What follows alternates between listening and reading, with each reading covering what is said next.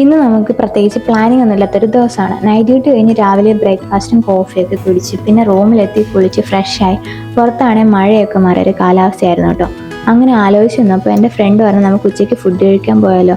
അങ്ങനെ ഒരു 12:30 1 മണി എന്തൊക്കെ ആയപ്പോഴത്തേക്കിനും നമ്മൾ പെട്ടെന്ന് തന്നെ റെഡിയായി. അങ്ങനെ നമ്മളിന്ന് പോകുന്ന എവിടേക്കാണെന്നറിയാമോ? കേരള ഹൗസിലേക്കാണ്. ഇവിടെ വന്നിട്ട് കുറേ നാളായിട്ട് വിചാരിക്കുന്നു കേരള ഹൗസിൽ പോകണം. ഇന്നായിരുന്നു ആ ദിവസം. അവിടെ ചെന്നപ്പോഴത്തേക്ക് നമുക്ക് ടോക്കൺ കിട്ടി. അങ്ങനെ കാത്തിരുന്ന് കിട്ടിയ ടോക്കൺ എത്രയാണെന്ന് അറിയാമോ? 50ാമത്തെ ടോക്കൺ.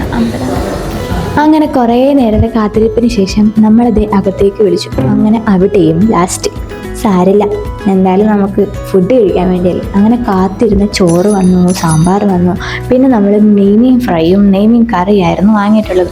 നല്ല അടിപൊളി ടേസ്റ്റ് ആയിരുന്നു കേട്ടോ, ഒരു രക്ഷയില്ല. പിന്നെ നമ്മൾ ഫുഡ് വയറ് നിറച്ച് കഴിച്ചു. അപ്പോഴത്തേക്കിനും എന്താ പറയുക, നല്ല സെറ്റ് ഫുഡായിരുന്നു, സെറ്റ് ഫുഡ്. അങ്ങനെ നമ്മൾ പുറത്തിറങ്ങി. നമ്മളിങ്ങോട്ട് വന്നപ്പോൾ ഈ റൂം കണ്ടിട്ടില്ലായിരുന്നു.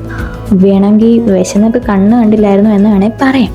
അങ്ങനെ അകത്ത് കയറിയപ്പം എൻ്റെ ദൈവമേ, എൻ്റെ കണ്ണ് കളിക്കും. അടിപൊളി നല്ല നെറ്റിപ്പട്ടവും പിന്നെ ആന, അങ്ങനെ കുറേ എന്താ കൊത്തുപണികൾ കൊണ്ട് നമ്മുടെ കൈ കൊണ്ട് നിർമ്മിച്ചാണെന്നാണ് അവിടുത്തെ ചേട്ടൻ പറഞ്ഞത്. എന്തായാലും നല്ല അടിപൊളിയായിട്ടുണ്ടായിരുന്നു.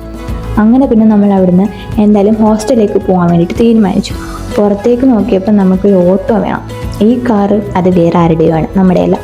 അങ്ങനെ കേരള ഹൗസിന് ബൈ ബൈ ഒക്കെ പറഞ്ഞ് നമ്മളൊരു ഓട്ടോയിൽ കയറി. പുറത്താണെങ്കിൽ നല്ല അടിപൊളി മഴ. അങ്ങനെ ഒരു 20 മിനിറ്റിന് ശേഷം നമ്മൾ റൂമിലെത്തി. അങ്ങനെ ഇന്ന് മനസ്സും വയറും നിറഞ്ഞു. അപ്പോൾ ഇനി നല്ലൊരു ഉറക്കം. Okay, by.